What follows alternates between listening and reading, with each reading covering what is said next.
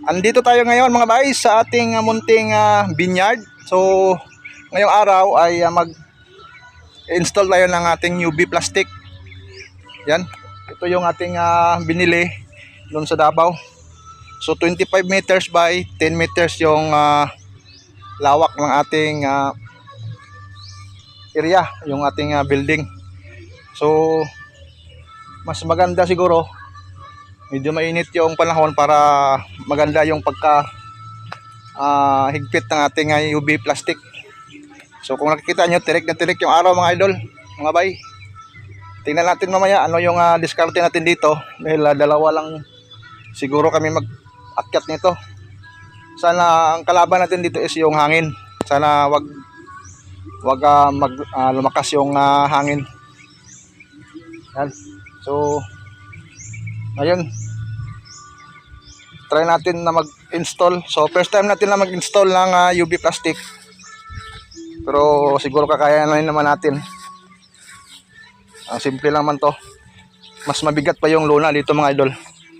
Yan. So medyo mahaba-haba tong plastic na to.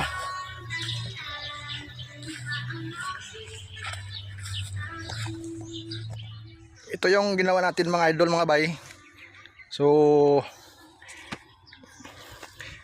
kinuha natin yung pinakadulo kaya nito. So, tapos kahit mag-isa lang tayo kaya nating iakyat yung mga idol, no? No, ito yung diskarte. Hanapin mo yung pinakadulo, talian mo at saka ilagay mo doon sa taas yung kanyang parang banting.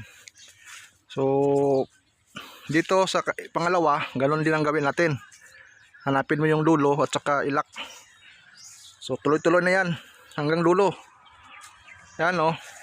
Kahit mag-isa ka lang kaya mong gawin to. Mas mabigat pa nga yung luna kasi yung ginagawa namin, ito palagi yung trabaho natin sa ating business na yung inaakyat namin is mga luna nga eh. Ito magaan naman to kung natin pag gamitan natin ng diskarte. Yan lang yung ating, kahit mag-isa lang tayo, kakayanin natin yan.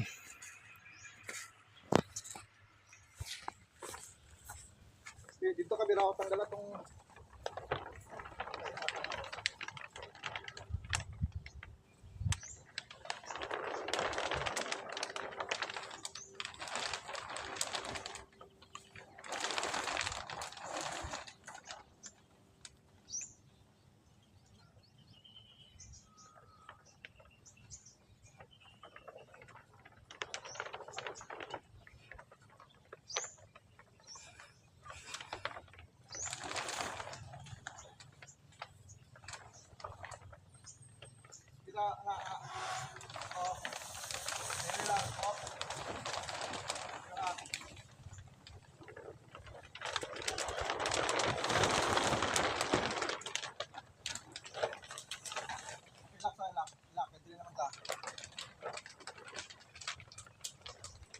laso lang para dito sa pantay.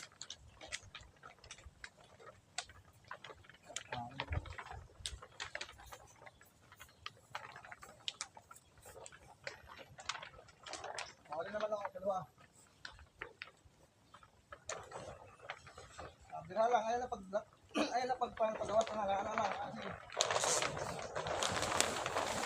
Hop.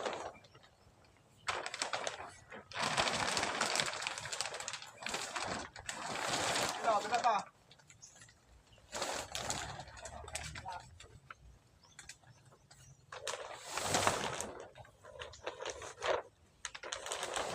Wala.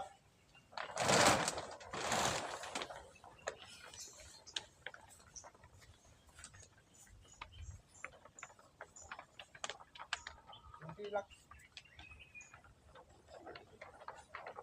Laso para pagbalbal ka rin ang lisod.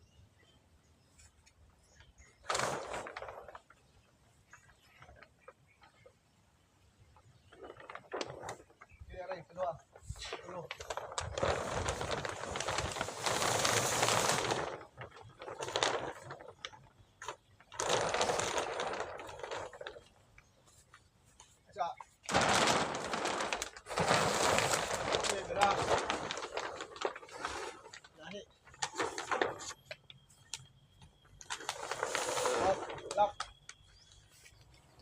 So ito mga idol, medyo nangalahati na tayo sa paakyat natin niya plastic.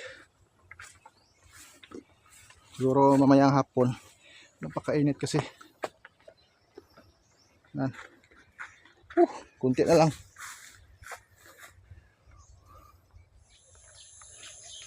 Ito na mga bayo yung ating ginawang greenhouse kahapon. So hindi natin na-vlog kagabi kasi yun nga, gabi na tayo natapos. So yung kuha natin is yung inantay natin is yung ulan. Yan. So mayroon pa tayong mga repair dito, adjustment na lang po sa gitna kasi mayroong pundo ng tubig. So kailangan wala talaga yan kasi delikado kapag pinabayaan natin na mayroong stagnant na tubig. So hindi pa kasi natin mahigpit ng maayos kasi dapat tanghali para yung plastic is kuwan siya, mag-elastic. So para medyo malambot siya hatakin. Gabi na tayo natapos. Yun nga ang resulta, maraming stagnant sa gitna. So yan yung ating repair ngayon. So sana matapos na to para makapag-relax na rin tayo. So ito na yung natin. Itong ginawa natin dito, hindi tayo gamamit ng sabi nila mayroong plastic dito yung in-order nila sa mga online na lock. Okay naman yon, kaso hindi tayo makapaghigpit ng maayos. Ito yung ginawa natin, naglagay tayo dito ng stopper ganito. So sa mga gustong gayahin, pwede dito. Hindi kasi tayo pwede ditong hindi tayo pwede ditong butas. So ang ginawa natin, welding tayo dito ng bracket papunta doon. Yan o, ito makikita nyo to, mga bracket yan. Yan yung ginawa natin para dyan tayo mag-lock ng itong end ng ating plastic. So makahigpit tayo ng maayos. Pero doon sa harapan pwede na yung sa online yung mga clip. May order tayo, hindi pa natin sa dumating. Sige lang, pagtiyagaan lang natin anong magagawa natin dito para matapos na. Kasi yung mga ubas natin para makapagtanim tayo ng mga rare. So ito i-beres natin, medyo malapad na yung dahon. Pinron cut back natin yan para magsibol lang maayos. So okay na. Ito rin i-beres din ito. So final natin yung kanyang gapangan. I-set up natin, maglagay tayo ng dalawang kuan dyan, dalawang alambre para hindi magpundo yung tubig. So siguro yan lang mga idol, no? So maraming salamat sa nanonood ng ating mga video mga idol. At siyempre huwag yung kalimutan na i-subscribe ang ating YouTube channel, JC Boy TV. So sa muli, ito yung mga kaibigan, nagsasabi na naman, God love you so much. Babu.